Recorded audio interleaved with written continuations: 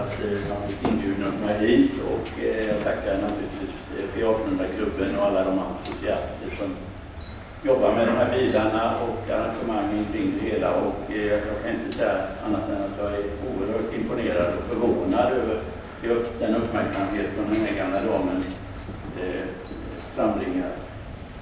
Så sagt, den här gamla damen som står här, den är 47 år gammal nu. 1957 i december redan färdigställd. Det kommer lite bilder senare på den.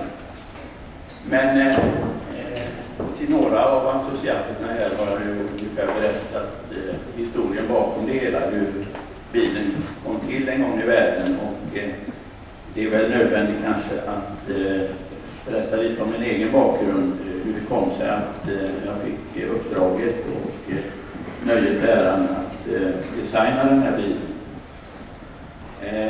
Jag tillskriver mycket av min uppväxt och miljö att jag var tidigt miljöskadad på ett sätt genom min far, som var min idol och mentor på alla sätt och vis. Han hade varit tävlingsförare både i motorcykel och bil och var verkligen motorman. Det gjorde att jag redan i unga år tänkte sig 30-talet. Jag tittar mig runt i publiken här så ser jag ingen som har upplevt 30-talet. Nej. Men då var bilar inte särskilt vanligt, och vi var ju privilegierade. Man blev ju, som jag sa, miljöskadad då.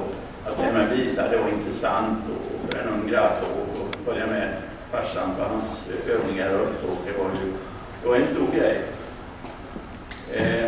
Sen innan andra världskriget så var min far, han var också uppfinnare och specialist på att göra gengasaggregat som gjorde att bilarna tog sig fram även under krigsåren när det inte fanns bensin, eller väldigt dåligt med bensin i alla fall. Och i anledning av det så blev han värvad av Volvo att komma hit och göra gengasaggregaten som heter HP1 och 2 och så vidare efter Helmer Pettersson då. Och i samband med det, strax efter det, så han blev väldigt god vän med Assar Gabrielsson, högste chefen på Volvo på den tiden. Han fick mer eller mindre uppdraget och huvudansvaret att ta fram Volvos lilla personbil PV444. Och det var ju några viktiga år i mitt liv. Jag var omkring 10 år då, fick följa med farsan till jobbet och se hur det gick till att ta fram en sån här bilmodell. En annan unik grej under den tiden var det att för grabbar så det här med lådbilar en väldigt stor grej. Under kriget där, det var ju ingen trafik på vägar och annat, och alla grabbar de flikade ihop lådbilar med barnvagnshjul eller vad de hittade och rullade ner för stadens backar och så vidare, ganska obehindrat. Och det var stora evenemang det här med lådbilstävlingar. Jag åkte tävlingar utan Göteborg och Borås, Västerås, Jönköping och jag vet inte hur alla ställen. Det var såna här tävlingar som slutade i en stor Grand Prix-final. Det var här i Stockholm 1943. Gasverksbacken hette tävlingsarenan, och det var 30 000 åskådare. Och det, man tänker idag 30 000 på en fotbollsarena, det är inte så dåligt, men när det var så många som tittade på grabbar som åkte lådräser, det var ju kanske ett tecken på att det var helt andra nöjen som gällde på den tiden. Jag blev intervjuad av Sven Järling, och det blev lite det här att man kom in i tävlandet, och någonting som jag kommer att fortsätta med rätt mycket, just att tävla på ett annat sätt.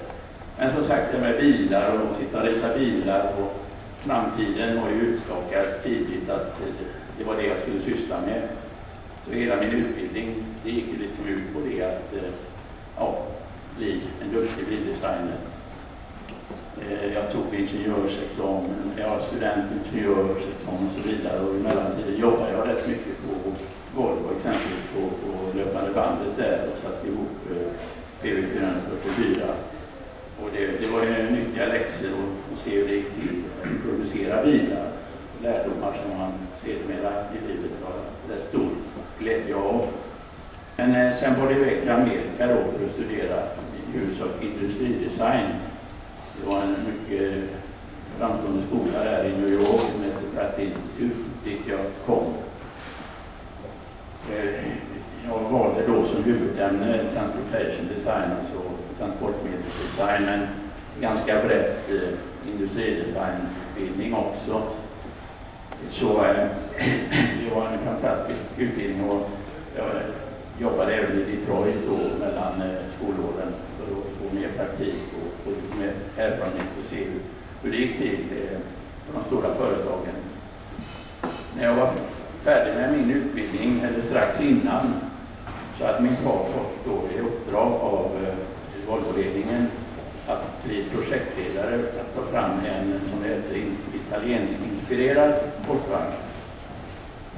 Och Folkhögskolan hade informerat mig det sista året där i skolan att det var lite grej på gång.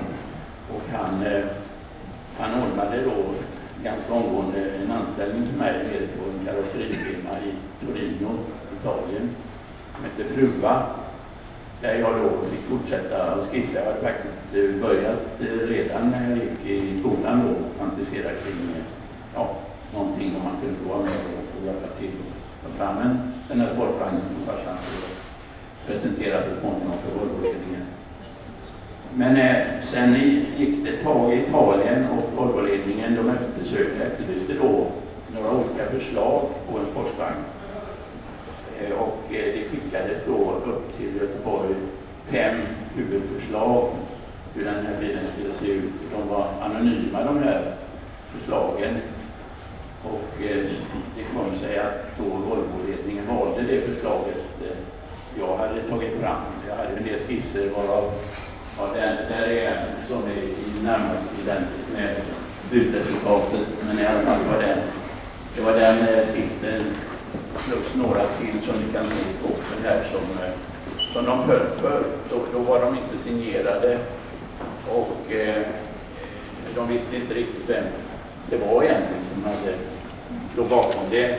Och efter en tid så fick ju min far avslöja för direktör Engblad som han hette då att det var grabben som hade gjort det, och det väckte ju lite funderingar då. Det sabbade liksom det Volvo var ute efter, det att det skulle vara en italiensk bil, och fick det komma ut för mycket då att det var en liten pojk från Sverige som hade stått för de här ritningarna och så att säga varit med och formgivit bilen. Då skulle det störa imagen av produkten, så att det var en anmaning där att ligga väldigt lågt med detta, vem som låg bakom själva ritandet. Och så förblev det, och det var inget jag tänkte särskilt mycket på den tiden. Utan att det poppade upp nya jobb. Jag hade häcken full med både andra bilfilmer, framförallt var det motorcyklar, mopeder och andra motordrivna prylar. Jag jobbade ganska intensivt med då efter det här jobbet var färdigt, så att för mig spelar inte någon större roll att man passionerades ut som upphovsman till formgivning och design på bilen. Såväl exteriör som interiör och instrument och alla små grejer. Det var en totaljobb som ju var märkligt kan man säga på den tiden.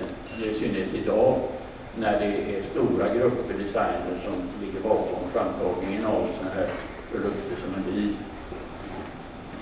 Men tillbaka till Torino, Italien, och jobba fram en prototyp. Eftersom jag sedermera jobbar rätt mycket med båtar och liknande prylar, så att ta fram en sån här form, en tredimensionell form, det går till ungefär på likartat sätt vare sig det är en båt eller en bil, där man ritar upp linjerna både längdsnitt, toppsnitt och så spantrutor då. Och det byggdes då i träd och skickliga snickare då som hjular till en sån här grimma eller mockup. Vi kan se på några bilder här hur de där träställningarna såg ut.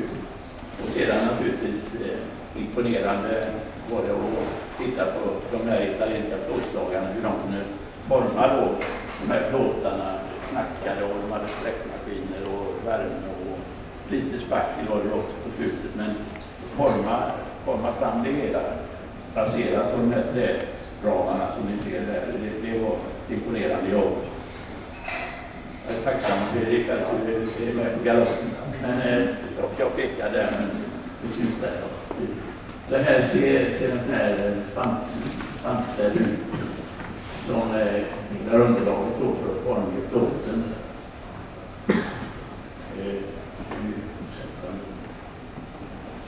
Här är aktivpartiet då. Om ni ser här vi formar först i träd och sen träd med plåt och den plåten utan att stå över. Från Volvo kom då en bottenplatta med hjul och drivlina, motor och så vidare. På vilket det hela byggde. Här ser vi nog lite av plåten, Volvo-bilarna inom träställningen där.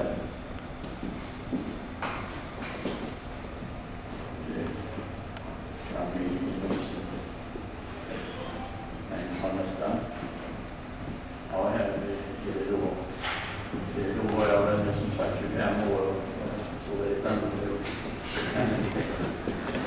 Här ser vi just denna plåt. Det där är den och det här är då underredet, det som kom från Volvo. Det min far gjorde det var att man skar av den där bottenplattan och minskade den med att de var 25 centimeter. Närmare axelavståndet alltså. Så det är byggt på ett Amazon-plattform. Ja, här är den då färdig och man provsitter och procerar. Här ser vi hur de hjulen såg ut, de originalhjulen som har gjort en gång i världen. Och samtidigt var det några bilar, exempelvis här var Volvo-emblem som jag såg på några bilarna. Den rullade. Jag tyckte den var lite kul den där, men det var också bastning för den. För det riksheraldiken, eller vad de hette i Sverige, de hade synpunkt på det här att man inte ha svenska flaggor och kronor där, hur som helst. Och sen Volvo själva typsnittet, det var väldigt främmande. Men det var en sån här kråka jag tyckte var lite kul. En prydnad i alla fall, men det var en av de grejerna som blev bortrationaliserade efterhand. Ja, här är min far då som jag tackar för mycket. Dels att han utbildade mig inom det här yrket. Att han fortkostade mina studier och så vidare. Och var en inspirationskälla på alla sätt och vis. Och sen kan man väl säga för egen del har jag haft en extra tur i livet när det gäller timing och så vidare. Att exempelvis jag var precis färdig med studierna då, speciellt inriktad på sådana här jobb, alltså plockade upp ett sånt här jobb då, som jag fick ta med an. Så mer tur i livet än så kan man inte vara när det gäller jobb exempel. Och sen som sagt det här intresset för bilen, eftersom jag fick så mycket annat att göra efter detta och så kom det här båtar och segling och tävlingssegling in i bilden, så jag föll lite grann i glömska till nu på senare år, vilket mycket förvånad, framförallt naturligtvis också lite stolt över att den har blivit uppmärksammad igen. Och om man tittar på den nu så tycker man nästan lite grann sådär att den blir inte så tokig egentligen. Så det är väl ungefär vad jag har att säga om det här spektaklet. Men tack för att ni alla kom hit och är så intresserade och engagerade i den här gamla bilen. Och det känns ju fantastiskt, mitt vidkommande.